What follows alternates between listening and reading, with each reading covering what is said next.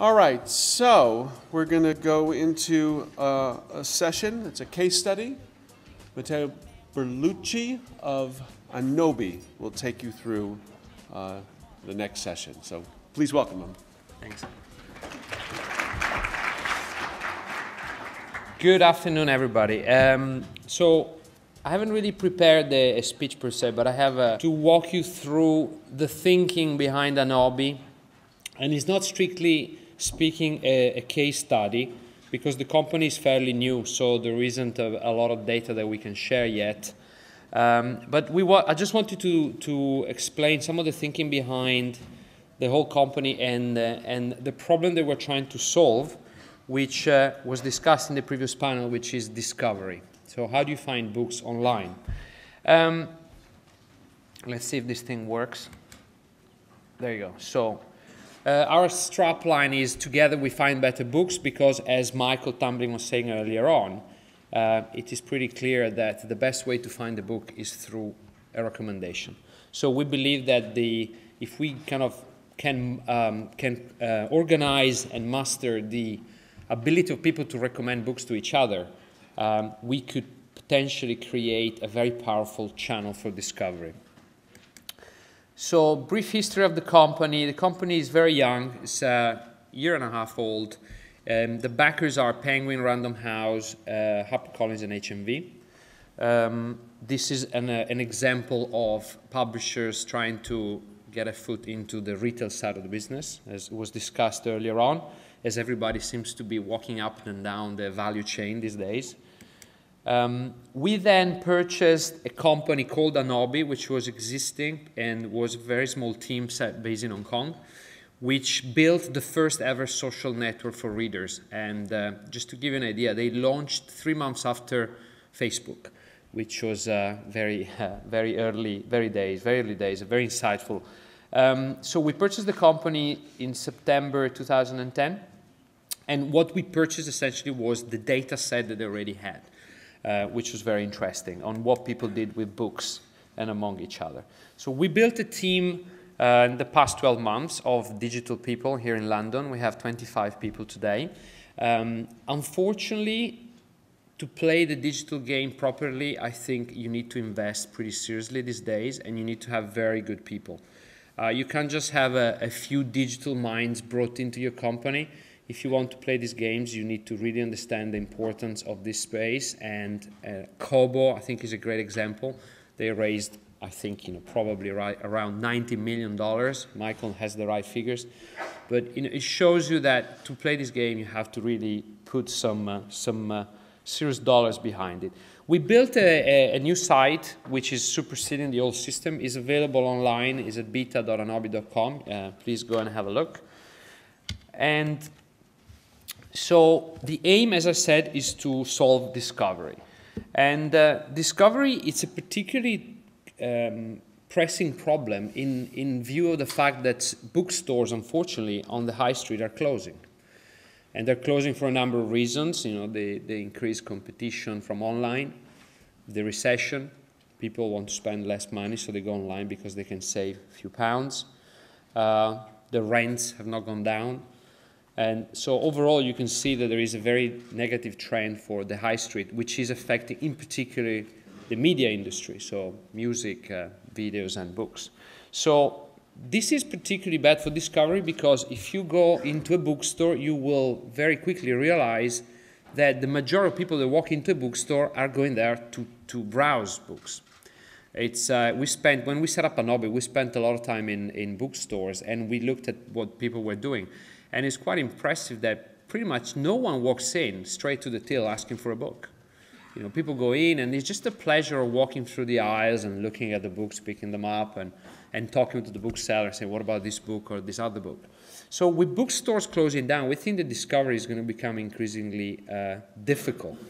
And the risk is that the sales of books could end up being highly polarized towards the front list. Because if you don't have an effective way to discover books on the back list, sort of on the long tail, you end up picking what everybody else is reading, which is the top 10, top 20 that you read on newspapers or on Amazon. A great example of how important discovery is, I think, is the Richard and Judy Club, which it's something that people, it shows the need for people to get some guidance on discovering books outside of the bestseller list. So, how do you choose your next read? Well, I think it's clear to all of us that word of mouth is very important. But if you think about the actual overall mechanism that guides you to the decision of purchasing a book, there is always an intermediary. There's a mediated choice.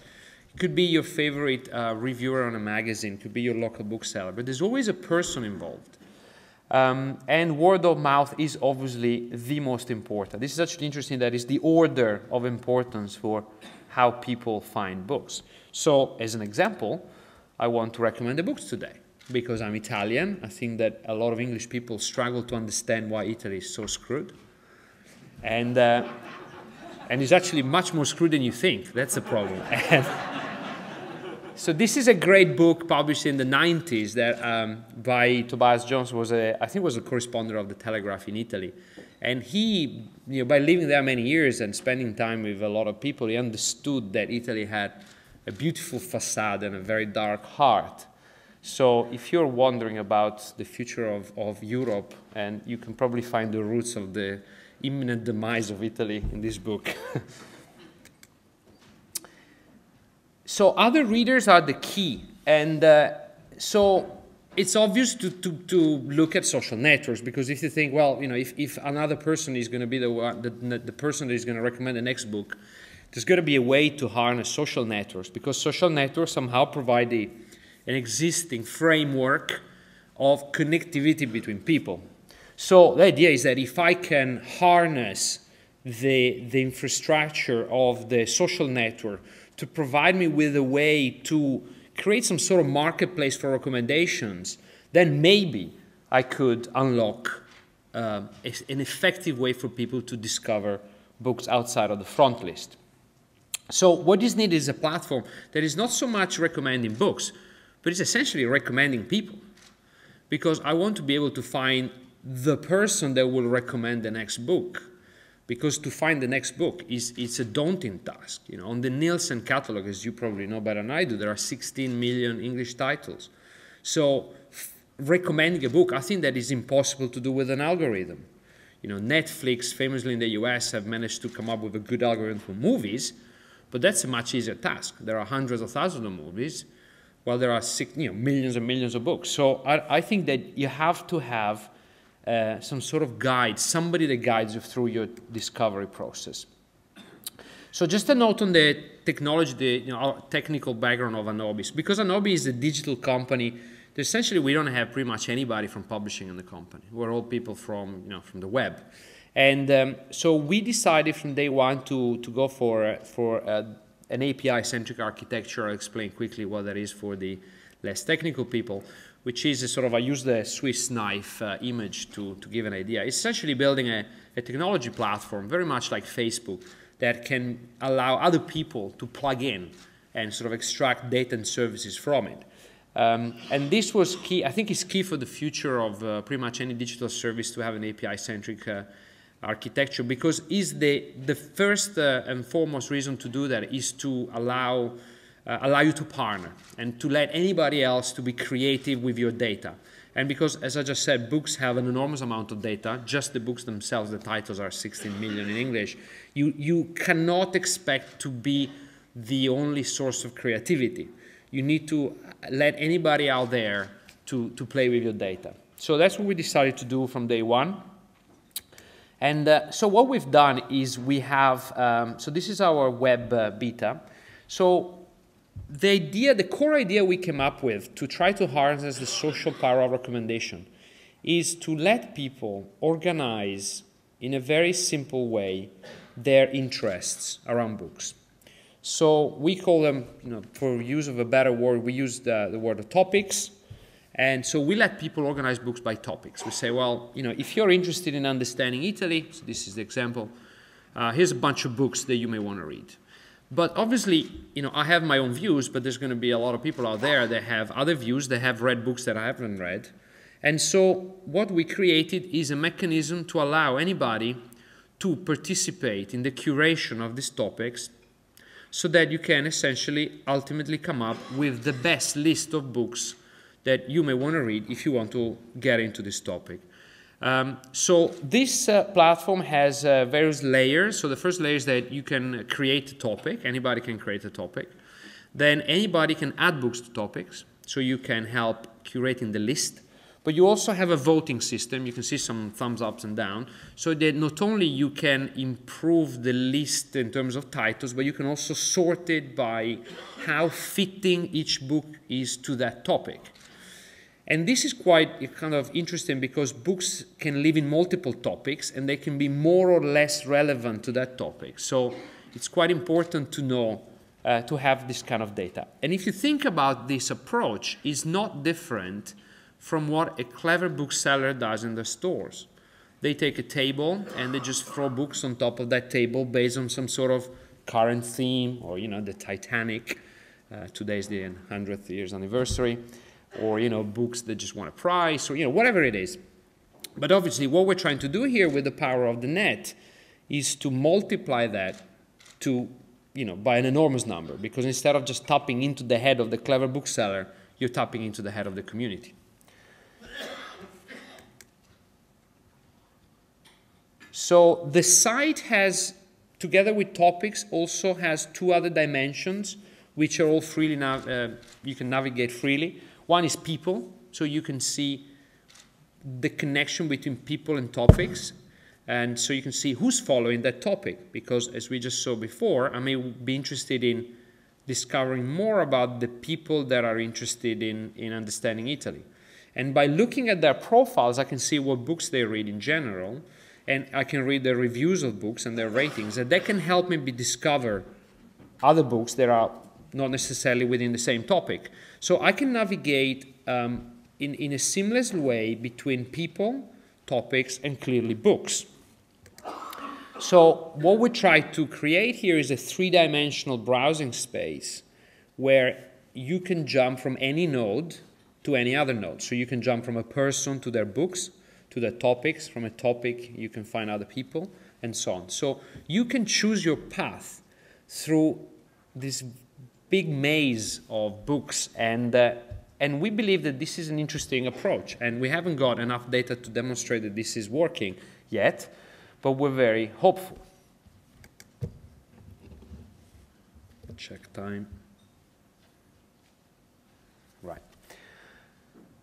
We also, so how do we make money? Question before, you can be a philanthropist, but you gotta bring he brings cash back. So we obviously think that if we helped you finding your next read, if we can make it purchasable for you, and you know, if the price is similar, God protect agency, then things, you know, can work. And so this is an example. We already sell ebooks, and obviously the problem with that is that in order to sell ebooks, you need to have the ecosystem to allow you to sell these ebooks, because unfortunately books are not DRM-free yet, so you have to give people the tools for them to read the ebooks. In a world where DRM doesn't exist anymore, you'd be able just to sell the ebooks that people will be able to load them up on their Kindle, their Kobo, or their iPad, or whatever it is. So at Anobii, as part of the project, we had to build our own reading apps.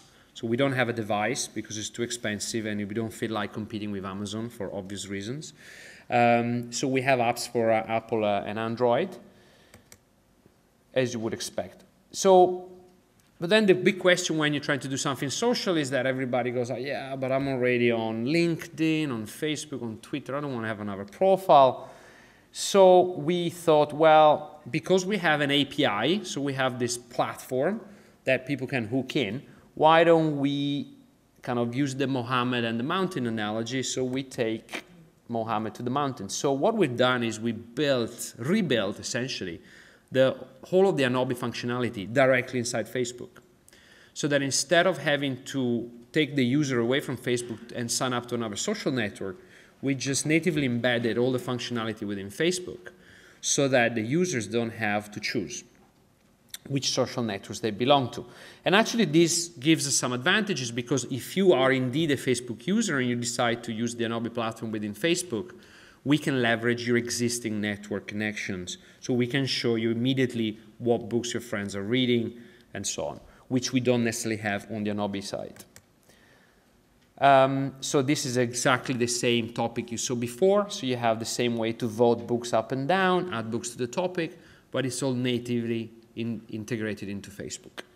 I think this is an interesting approach. I actually haven't seen this done anywhere else yet, because the tendency for brands and businesses is to use Facebook to drive traffic to their properties. We are not precious about where our traffic exists. We just want people to connect with their books and with their friends. We don't really care where they do it, provided that they do it through our API. So there you go, it's the other book, as you saw. Now we are about to add buy buttons here, because we know, we can just send the users back to Anobii, so you will see buy buttons coming up on these Facebook pages very soon. And also what we've done, and this is another interesting idea we think about social, is to use the data as a source of viral application. So we're building games essentially around books on Facebook to allow people to engage with books in a fun way. And the sort of the payback for us is that we get data about what people like and have read in a completely different way. So this is one of the games we launched already. It's the Top Reader Challenge. So you can challenge your friends to see who's the best read, and you can choose the list of books you want to sort of confront yourself against, and then you can see all the scores and what books your friends read and so on.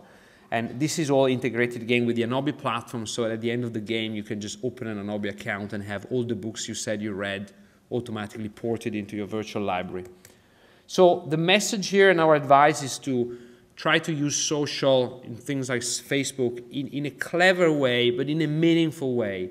Just adding like buttons is very lame. You have to try to really think of how you can take your data into other networks and sort of really blend it, come up with the right recipe that leverages what's good about those networks. So one thing we've done recently, again, to show you how we think of social, we looked at Pinterest. It very quickly occurred to us that Pinterest is very similar to Anobii, because with Pinterest you create boards of things that are interesting to you, in the same way we create topics. So we think, the analogy is that Anobii is like a Pinterest just for books. And so we've put some of our topics back on Pinterest, and we had pretty good success very quickly. So this is books with good twists, and obviously because you're on Pinterest, you cannot just put books. You have to make it a bit more Pinteresty. So we've done, we found some nice pictures of things that have twists, like staircases and other stuff. But the other interesting thing about Pinterest, it lets you put the prices. If you have e-commerce items, you see some of the books have a price. So it's a very natural way for people to discover books within in a subject and then come through to the website. So as we're talking social, Twitter, how do we use Twitter? Well, Twitter for us is a way to engage with the users in order to generate content. That's the best thing that we can do with Anobii. And so we have already 15,000 followers, pretty good success. And this is an example of the things we do. Every week we have some editorialized topics. So we post on Twitter and we ask for people directly, say, what books did you read on this topic? What would you recommend? So we just go out and through Twitter we harvest, using the hashtags that match the topic. Generally, we harvest books that can then get put into the topic structure of the site. We also have, again, thanks to using an API, we built scanning apps, because books have barcodes already. You don't have to create QR codes for them. So we've created some nice apps for Android and iOS that essentially are designed to allow you to manage your own library by scanning all the books you have at home, so you can build your virtual library, or you can use it in store to find reviews from your friends. So when you pick up a book, you can see if any of your friends read it and liked it. And we're obviously not transactional through these apps, because Apple has the Apple tax that doesn't allow you to link to purchase. But they're quite nice apps, all free, clearly. So that's basically what we're thinking. We are going to be fully operational in this summer, so June, July. At the moment, we're just continuously improving the web services. So if you come on the site, you will see that the site changes almost daily. We're doing a lot of pivoting, which is the new trendy word. We're measuring and pivoting. We're trying to optimize the user experience, both on the site and on all the other networks that are using the API. And I'm pretty much done, but I've been very vocal in the last few months on DRM-free, so I just wanted to do my last comment on DRM-free. I want to thank Charlie for the fantastic case study he's gifted us today, saying that they already measured piracy going down since they released DRM-free ebooks. And I do believe that this industry needs to move to a DRM-free paradigm as quickly as possible, because the elephant in the room is that Amazon sells 90+% of the ebooks in this country, devices for sure.